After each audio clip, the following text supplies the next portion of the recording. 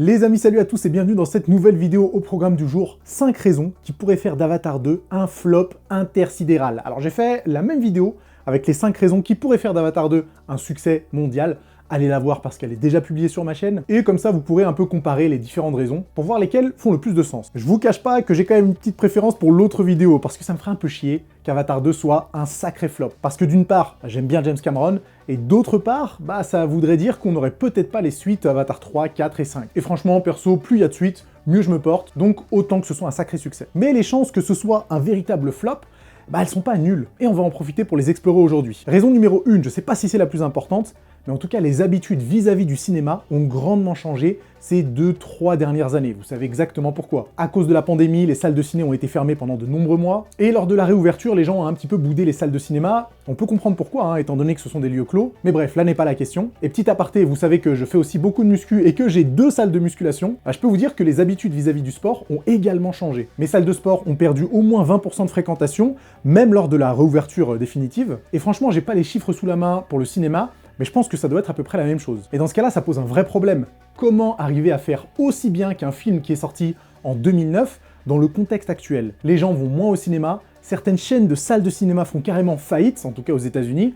En France, c'est pas exactement le même contexte, mais tout ça pèse dans la balance et fait que Avatar 2, même si c'est quand même bien parti pour être un succès, ne pourra peut-être pas égaler ou dépasser les scores du premier opus. Vous imaginez que presque 3 milliards de recettes au box-office mondial, le score du premier Avatar, c'est quelque chose qui va être très difficile à battre. Et même si Avatar 2 fait un score d'1 milliard ou d'1,5 milliard, ce qui est un gros score dans le contexte actuel, ce sera clairement considéré comme un échec par rapport à ce qu'a fait le premier. Vous imaginez 1,5 milliard, ce serait considéré comme un échec? Ça fait quand même un peu réfléchir. C'est pour ça que pour Avatar 2, la situation est un peu particulière. Pour que ce soit considéré un véritable succès, faut tout simplement qu'il dépasse les 2 milliards. Et dépasser les 2 milliards au box-office mondial, aucun film ne l'a fait post-pandémie. Ou peut-être Spider-Man No Way Home, faudrait que je vérifie, mais j'en doute. Deuxième raison qui pourrait faire d'Avatar 2 un sacré flop, c'est que les gens ont tout simplement oublié Avatar. Même si ces derniers jours on est un peu martelé par la campagne marketing, et encore à mes yeux pas tant que ça, Avatar est tout simplement sorti de la tête de beaucoup de personnes au final. Les gens ne se rappellent peut-être même pas des personnages principaux, les gens n'ont peut-être même pas envie de connaître les enjeux de cette suite. Le but d'une suite, c'est justement de faire appel à cet intérêt, à ce désir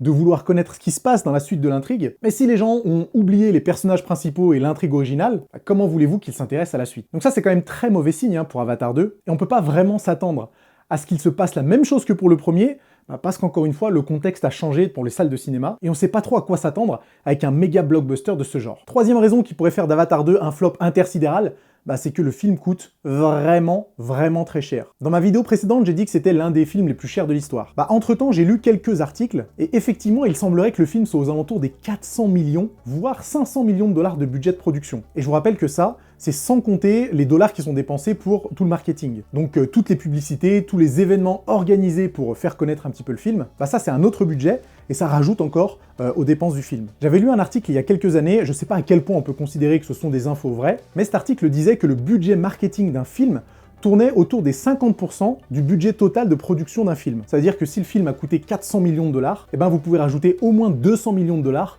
de budget marketing. Si on part du principe qu'Avatar 2 a coûté entre 400 et 500 millions, ça voudrait dire que les dépenses totales oscilleraient entre 600 et 750 millions de dollars. Évidemment, c'est une somme astronomique. Et le souci, c'est que rien que pour être à l'équilibre, ça veut dire pour ne pas perdre de l'argent, le film ne doit pas être à 750 millions de dollars, il doit être bien au-dessus. Parce que vous imaginez bien que les studios ne récupèrent pas 100% du chiffre généré par les ventes des tickets. Donc si un film a coûté 750 millions de dollars et qu'il a généré 750 millions de dollars au box-office mondial, ce film a perdu de l'argent, même si les deux chiffres sont équivalents. Et en plus, ça va un peu plus loin dans le vice.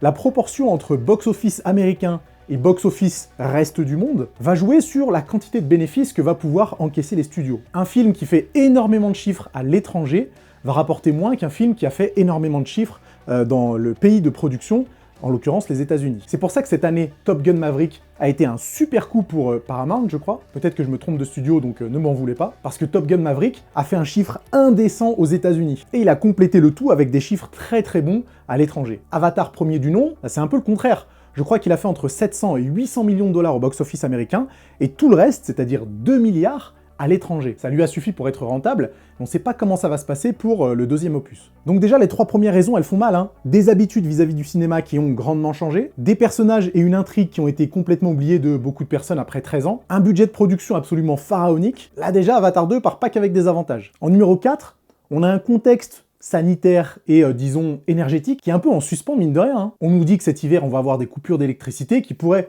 du coup, concerner les cinémas. En hiver, forcément, on a un peu une explosion des cas de contamination aux maladies infectieuses, mais ça pourrait faire peur à certains. Et du coup, même si je veux pas porter la poisse, hein, et je pense que, honnêtement, on devrait pas trop avoir à s'inquiéter de ça, ça reste quand même une petite épée de Damoclès qui est en train d'osciller au-dessus de nos tronches, ou plutôt au-dessus de la tronche d'Avatar 2, et qui pourrait faire que les conditions ne soient pas optimales pour que ce soit un méga hit. J'espère vraiment qu'on n'aura pas à se soucier de ce genre de choses. On verra ce qu'il en sera après quelques semaines d'exploitation. Et numéro 5, mine de rien, il y a beaucoup de gens qui aimeraient voir Avatar 2 faire un gros flop. Et il y a plusieurs raisons derrière tout ça, hein. Déjà, beaucoup de personnes n'ont pas aimé le premier. Beaucoup de personnes ne comprennent pas pourquoi Avatar a une suite. Beaucoup de personnes ne comprennent pas pourquoi on met autant d'argent dans ce genre de film. Et beaucoup de personnes ne comprennent pas la hype autour de James Cameron et des films qui pourraient sortir. Rajoutez à ça l'utilisation de la 3D qui revient exclusivement pour Avatar, hein, parce qu'on n'en a pas entendu parler depuis plusieurs années. Rajoutez encore à ça du James Cameron qui nous rajoute du 48 images par seconde pour fluidifier certaines séquences. Et ça, je peux vous dire que le grand public n'est pas habitué.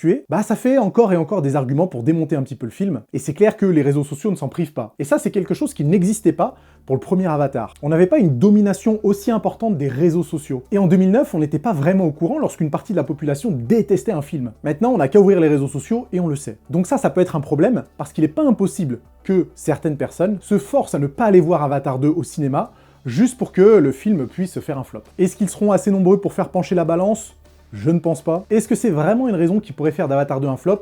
Je ne pense pas non plus, mais je trouvais que c'était quand même intéressant de l'aborder. Je vais quand même terminer par une raison 5 bis, qui pourrait faire justement qu'Avatar 2 se transforme en flop, c'est que le film ne soit tout simplement pas bon. Je peux vous dire que ça me ferait bien chier. Ça me ferait bien chier de me retrouver après le premier visionnage du film et de me dire « Putain, mais James Cameron, t'as fait de la merde, le film est nul. » James Cameron, c'est quand même le GOAT en termes de suite à succès. Donc il y a vraiment une partie de moi qui souhaite que James Cameron nous fasse une Terminator 2 et que la suite de ce foutu Avatar soit complètement incroyable. Mais avec un peu de recul, je suis obligé d'envisager le scénario inverse également. Peut-être que James Cameron a perdu de son génie. Mine de rien, il fait pas tant de films que ça, et peut-être que le monde du cinéma a tellement changé que ces films sont trop années 90. Ça, de toute façon, il faudra pas patienter trop de temps avant d'en avoir le cœur net, parce que le film sort dans quelques jours. Évidemment, on peut continuer à discuter de tout ça dans les commentaires, et j'ai vraiment hâte que le film sorte pour qu'on puisse voir si jamais j'avais raison ou tort.